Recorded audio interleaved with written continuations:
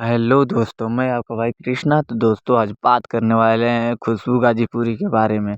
तो आप लोगों को मैं एक चीज़ बता देना चाहता हूँ, खुशबू गाजीपुरी कहाँ की रहने वाली हैं। आप लोगों को पता है? नहीं पता है तो बने रहिए हमारे वीडियो के लास्ट तक।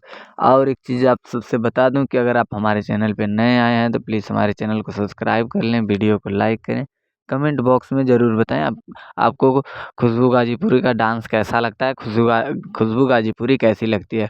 तो कमेंट बॉक्स में ज़रूर बताना।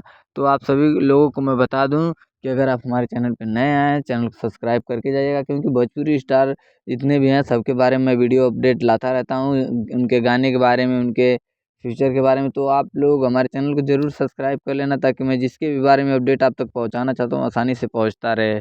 तो मैं बता दूं, खुशबू गाजीपुरी कहाँ की रहने वाली है, आपको नहीं पता है तो इसी टॉपिक पे बात करने वाले हैं। खुशबू गाजीपुरी गाजीपुर के रहने वाली हैं, जो कि गाजीपुर में एक टड़वा गांव है, वहीं की रहने वाली है खुशबू गाजीपुरी। और शुभम जयकर, जो कि एक ही गांव के रहने वाले हैं। आप लोगों को मैं बता ही दिया हूँ कि एक ही गांव के रहने वाले हैं, 1-2 किलोमीटर के अंदर के दोनों रहने वाले हैं। दोनों एक साथ में वीडियो बना के वायरल हुए हैं, आप लोग को पता ही होगा।